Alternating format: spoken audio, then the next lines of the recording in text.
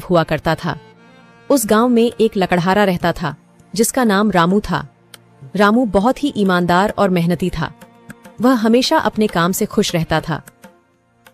उसके पास ज्यादा पैसे नहीं थे, लेकिन वह अपनी जिंदगी से संतुष्ट था। रामू के परिवार में उसकी पत्नी और उसके 2 बच्चे थे।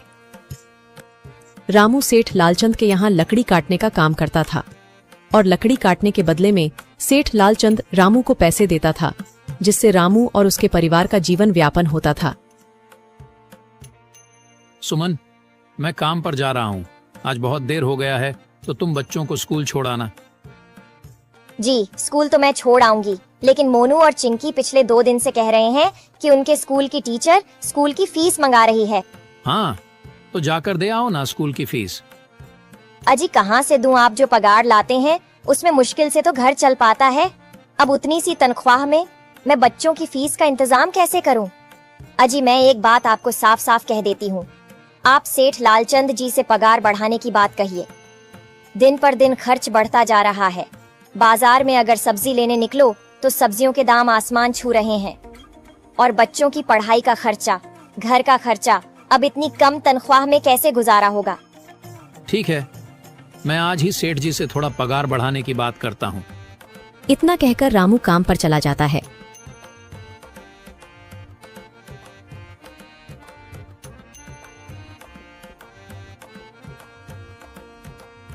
अरे भाई, आज तो पगार का दिन है। देखो, अब यह सेठ लालचंद कोई ना कोई लोचा जरूर करेगा। हमेशा कोई ना कोई बहाना बनाकर पगार कम कर देता है। और अगली बार तो मेरी आधी पगार काट ली थी, यह कहकर कि जो मैंने लालचंद जी से 200 रुपए उधार लिए थे, उसका ब्याज बढ़कर 1000 रुपए हो गया है। इसलिए मैं तुम्हारी पगार में से 1000 रुपए काट रहा हूँ। हाँ हरिया भाई, तुम एकदम ठीक कह रहे हो। ये सेठ लालचंद ना एक नंबर का चालाक और लालची इंसान है। एक तो दुगुना काम ले लेता है और बदले में पैसे भी पूरे नहीं देता। हाँ भाई, मेरे भी अगली बार सेठ लालचंद ने पगार काट लिए थे। मैंने बस 2 छुट्टी ली थी जब मेरी बिटिया बहुत बीमार थी, और इस लालचंद ने इस बात का फायदा उठाकर मेरी पूरी आधी पगार काट ली। हे भगवान, बस सेठ जी इस बार मेरी पूरी पगार दे दें। बच्चों के स्कूल की फीस भी भरनी है। ऐसे सभी लकड़हारे अपने काम पर लग जाते हैं। काम करने के बाद सेठ लालचंद के पास जाते हैं। सेठ जी, महीना पूरा हो गया है, हमें हमारी तनख्वाह दे दीजिए। देखो भाइयों, अभी मेरे पास तुम्हें देने के लिए पैसे नहीं है। अभी माल नहीं बिका है, सारा माल गोदाम में ही पड़ा हुआ है। कल या परसों तक तुम्हें तुम्हारी तनख्वाह मिल जाएगी। पर सेठ जी, अभी हमारे पास बिल्कुल पैसे नहीं बचे हैं। घर का भी सामान लाना है, बच्चों की फीस भरनी है। अरे मैंने कहा तो सही, 1-2 दिन और रुक जाओ, कल या परसों तक पैसे मिल जाएंगे। अभी मेरे पास पैसे नहीं है। सभी लकड़हारे निराश मन से अपने अपने घर आ जाते हैं। अजी क्या हुआ? इस बार कितना पगार मिला है? सुमन, अभी कोई पगार नहीं मिला। सेठ जी ने कहा है कि 1-2 दिन में पगार मिल जाएगा। पगार नहीं मिला? आपको तो पता है ना, बच्चों की फीस भरनी है। इनकी स्कूल टीचर ने आज साफ साफ चेतावनी दे दी है कि अगर कल फीस नहीं लाई तो बच्चों को घर पर ही बिठा लेना। अब बताओ मैं क्या करूं? मैं क्या करूं सुमन, ये सेठ जी समय पर कभी पैसे देते ही नहीं है। अब तो बस हम इंतजार के सिवा और कुछ नहीं कर सकते। 1-2 दिन की बात है, देख लेते हैं। ऐसे ही 2 दिन गुजर जाते हैं। 2 दिन बाद सेठ लालचंद सबको पगार देता है। अरे हरिया, ये ले अपनी इस महीने की पगार। सेठ जी, यह तो बस 2000 है। मैंने तो इस महीने 3000 तक का काम किया है। हाँ, काम तो किया है, लेकिन तूने 1-1 घंटे आराम भी तो किया है। ये पैसे उसी आराम के कांटे हैं। पर सेठ जी, आपने तो कहा था 8 घंटे काम के महीने में 3000 मिलेंगे, और मैंने तो 8 घंटे काम किया और 1 घंटे आराम। देख हरिया, मुझे ज्यादा हिसाब किताब ना समझा। ये 2000 रख, अगर चाहिए तो, और अगर नहीं चाहिए तो कहीं और काम ढूंढ ले। बेचारे हरिया के पास उन पैसे को लेने के सिवाय और कोई रास्ता नहीं था। हरिया चुपचाप वह पैसे रख लेता है। रामू, ये लो तुम्हारे 2500 रुपए। पर सेठ जी, 2500 क्यों? मेरे तो पूरे 3000 बनते हैं ना। मैंने तो कोई छुट्टी भी नहीं की और ना ही कोई आराम। मैंने तो अपना सारा काम समय पर किया है।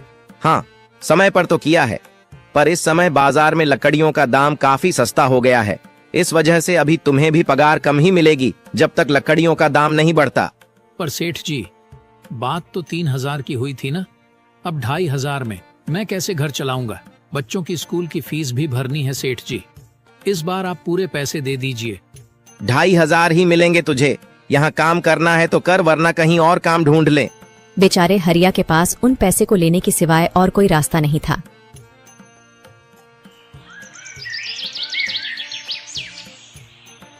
अरे भाई, यह सेठ लालचंद एक नंबर का बेईमान इंसान है। सारे पैसे अपने जेब में भर लेता है और बहाने बनाता है कि लकड़ियों के दाम सस्ते हो गए हैं। देख लेना, हम गरीबों की किसी न किसी दिन इसे जरूर हाय लगेगी। नहीं हरिया, ऐसे नहीं कहते। वह हमारे अन्नदाता है। आखिर उन्हीं के वजह से तो हमारा घर चल रहा है। अरे काहे का अन्नदाता? काम के पूरे पैसे तो देता नहीं है। पूरे महीने मेहनत करके भी क्या मिलते हैं? बस ये 2,000 रुपए। इसमें घर खर्च कैसे चलाएं? ऐसे तो हम कभी तरक्की नहीं कर पाएंगे। और हम कर भी क्या सकते हैं हरिया? हमें लकड़ी काटने की सिवा और कोई काम कहाँ आता है? और कोई काम खोलना भी चाहे तो उसके लिए हमारे पास इतने पैसे कहाँ हैं? अब जो भी हो, हमारा तो बस ये सेठ लालचंद ही सहारा है ना। कुछ देर बातें करने के बाद अपने घर की ओर निकल पड़ते हैं। जी आ गए आप। कितनी पगार मिला है? सुमन, इस बार सेठ जी ने बस 2,500 रुपए ही दिए हैं। बस 2,000? इतने में कैसे घर चलाएंगे? बच्चों की फीस में ही 1,000 रुपए निकल जाएंगे। फिर 1,500 में क्या क्या करेंगे? अब मैं क्या कहूँ सुमन, अब तुम्हें इसी में ही गुजारा करना होगा। तुम सबसे पहले बच्चों की फीस भर देना, इसके बाद बाकी का मैं देखता हूँ। अजी आप क्या देख लोगे? सेठ जी से पूरे पैसे तो मांगे नहीं गए आपसे? नहीं सुमन, मैंने सेठ जी से पैसों के लिए कहा था, पर सेठ जी ने साफ इनकार कर दिया और कहा, यह लेना है तो लो, वरना कहीं और काम ढूंढ सकते हो।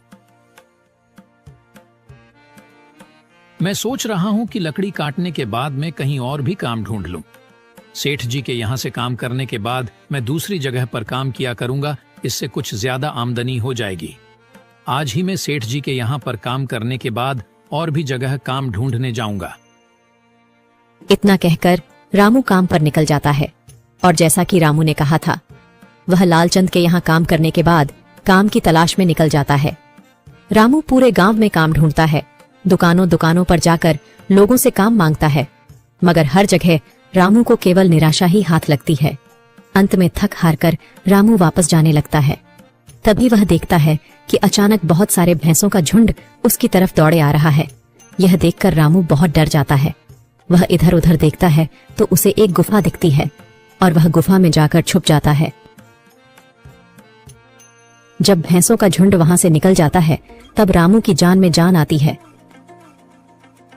हे भगवान, आज तो बाल बाल बच गया मैं, वरना आज तो मैं इन भैंसों के पैरों तलों तो कुचला ही जाता। पर यह मैं कहाँ आ गया? रामू यह सब सोच ही रहा था कि तभी उसकी नजर गुफा में रखी एक टोकरी पर जाती है। रामू उस टोकरी के पास जाता है। ये कैसी गुफा है? ये कैसी टोकरी यहाँ पड़ी है? इसे मैं घर ले जाता हूँ, सामान रखने के काम आ जाएगी। रामू जैसे ही उस टोकरी को हाथ लगाता है, गुफा में से एक आवाज आती है, रुक जाओ, इसे छूने की कोशिश मत करो। यह आवाज सुनकर रामू एकदम पीछे हट जाता है। तभी गुफा में एक जिन्न प्रकट हो जाता है और वह रामू से कहता है, कौन हो तुम और मेरी गुफा में क्या कर रहे हो? मुझे माफ करना, आप जो भी हो। कुछ भैंसों का झुंड मेरे पीछे पड़ गया था और उनसे बचने के लिए मैं इस गुफा में आकर छिप गया और फिर मेरी नजर इस टोकरी पर गई।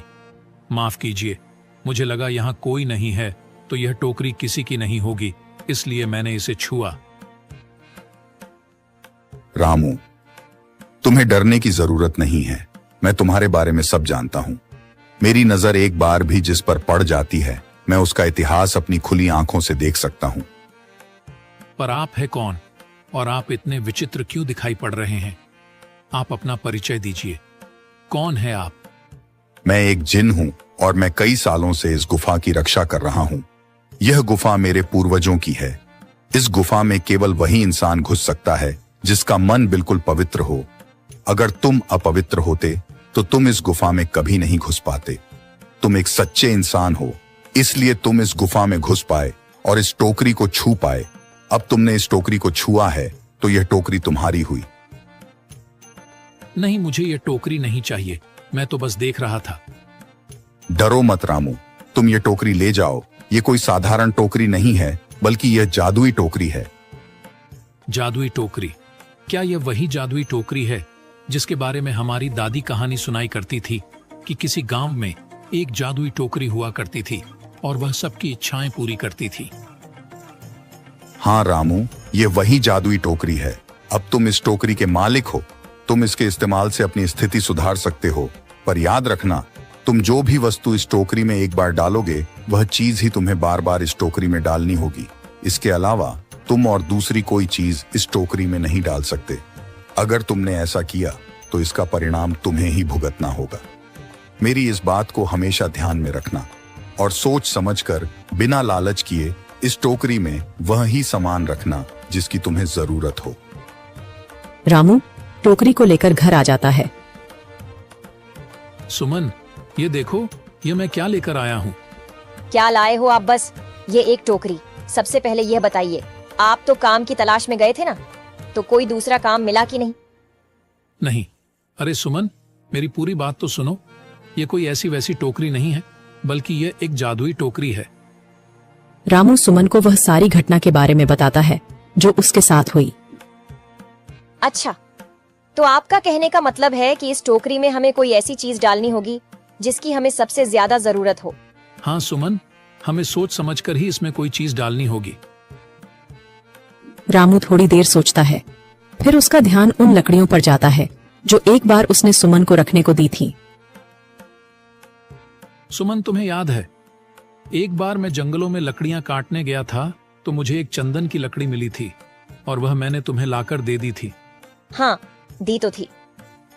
तो तुम उस लकड़ी को ले आओ। हम उस चंदन की लकड़ी को ही इसमें डालेंगे और उस लकड़ी से अपना एक व्यापार शुरू करेंगे। सुमन चंदन की लकड़ी को ले आती है और उसे टोकरी में डाल देती है। वह जैसे ही चंदन की लकड़ी उस टोकरी में डालते हैं, उसमें कई सारी लकड़ियां आ जाती हैं। अरे वह, यह तो चमत्कार ही हो गया। ये देखिए, कितनी सारी चंदन की लकड़ियां हो गई। अगर आप इसको बेचेंगे तो इससे काफी अच्छे पैसे मिलेंगे। हाँ राधा, मैं कल सुबह बाजार जाकर इनको बेच आऊंगा और जो पैसे मिलेंगे उससे हम अपने मोनू और चिंकी के स्कूल की फीस भर देंगे और बाकी बचे पैसों को संभाल कर रख लेंगे।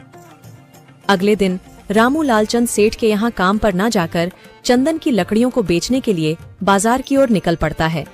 वहाँ पर रामू चंदन की लकड़ियों को बहुत ही कम दामों में बेचा, जिसकी वजह से आम लोगों के साथ साथ बड़े व्यापारियों ने भी रामू से चंदन की लकड़ियां खरीदी। लकड़ियों को बेचकर रामू को काफी अच्छे पैसे मिले। पैसों को लेकर चंदन घर आ जाता है। ये देखो सुमन, उन लकड़ियों को बेचकर मुझे कितने सारे पैसे मिले हैं। ये लो कुछ पैसे, इससे तुम कल मोनू और चिंकी के स्कूल की फीस भर देना। अच्छा, तो मैं काम पर जाता हूँ। अजी, आपके पास तो अब यह जादुई टोकरी है, तो अब आपको उस सेठ लालचंद के यहाँ काम करने की क्या जरूरत है? हाँ सुमन, मैं सेठ लालचंद जी के यहाँ काम पर नहीं जा रहा, बल्कि मैं तो वहाँ पर जो काम कर रहे बाकी के लकड़हारे हैं उन्हें ये खुशी की खबर देने जा रहा हूँ, क्योंकि सेठ लालचंद जी से मेरे साथ साथ वह लकड़हारे भी बहुत परेशान थे। इसलिए अगर मेरा भला हो रहा है तो क्यों ना मैं उन सभी का भला करूं। वह सभी बहुत ईमानदार लकड़हारे हैं, वह सभी बहुत मेहनत से काम करते हैं, मगर लालचंद ने कभी भी उनको उनकी मेहनत के सही पैसे नहीं दिए। इसलिए मैंने सोचा है क्यों ना मैं उनको अपने इस काम में शामिल कर लूं। हाँ जी, बात तो आपकी बिल्कुल सही है। अगर आप सभी लोग एक साथ मिलकर काम करेंगे तो हम सब बहुत जल्द ही तरक्की हासिल कर लेंगे।